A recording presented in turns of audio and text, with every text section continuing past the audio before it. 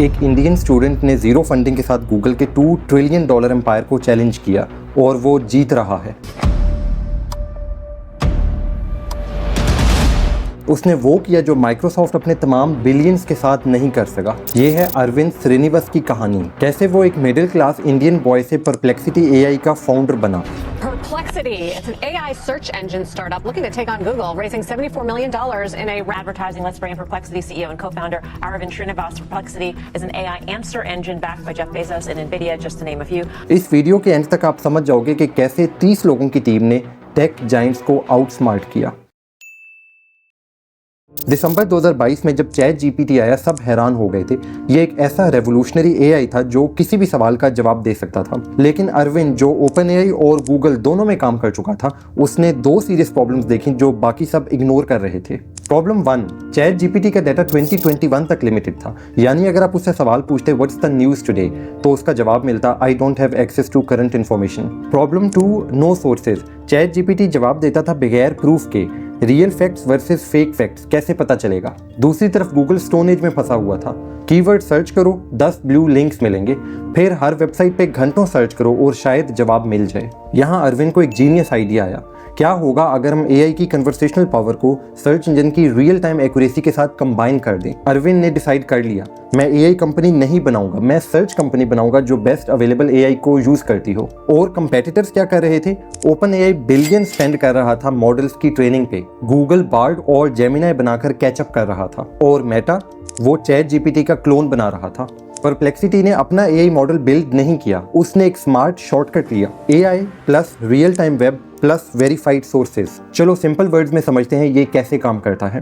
AI पहले समझता है तुम क्या पूछना चाह रहे हो, फिर सर्च इंजन्स, लाइव वेबसाइट्स और डेटाबेसेस से फ्रेश इंफॉर्मेशन कलेक्ट करता है। उसके बाद फेक इंफॉर्मेशन फिल्टर आउट होती है, सिर्फ trusted high quality data select होता है।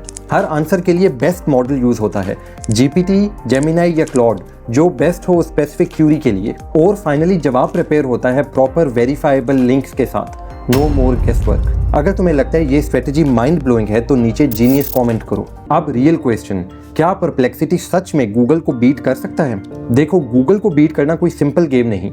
ये सिर्फ एक सर्च इंजन नहीं, ये एक डिस्ट्रीब्यूशन मॉन्स्टर है।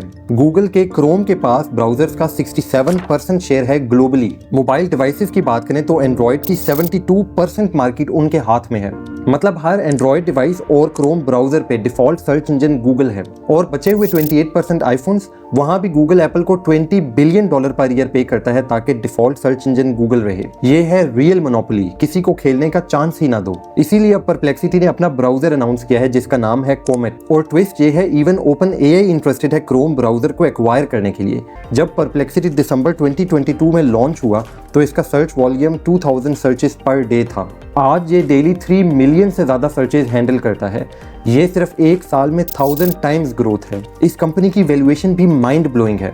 जनवरी 2024 में एनवीडिया और अमेज़न के जेफ बेजोस की इन्वेस्टमेंट के साथ इसकी वैल्यूएशन $520 मिलियन थी। फिर अप्रैल 2024 में इसने $1 बिलियन की वैल्यूएशन हिट की और एक यूनिकॉर्न बन गई। अब मई 2025 में एक और फंडिंग के साथ ये $14 बिलियन की वैल्यूएशन के करीब है। ये हिस्ट्री की सबसे फास्टेस्ट एआई ग्रोथ है। इवन चैट जीपीटी के अर्ली डेज इंस्टाग्राम और टिकटॉक की ग्रोथ से भी ज्यादा तेज। अरविंद की स्टोरी से हमें क्या पावरफुल लेसन्स मिलते हैं?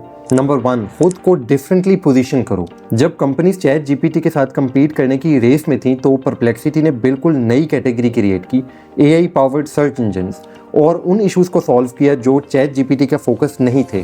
Number 2, timing beats perfection. Google और ओपन एआई के पास ज्यादा रिसोर्सेज हैं, बेहतर इंजीनियर्स हैं और ज्यादा डेटा है, लेकिन परप्लेक्सिटी फास्ट है क्योंकि वो परफेक्ट होने की कोशिश नहीं कर रहा था, वो यूजफुल होने की कोशिश कर रहा था। अगर इस स्टोरी ने आपको इंस्पायर किया तो सब्सक्राइब करो और अपने फ्रेंड्स और फैमिली के साथ शेयर करो, और कमेंट करके बताओ कि तुम्हें अरविंद की स्टोरी कैसी लगी।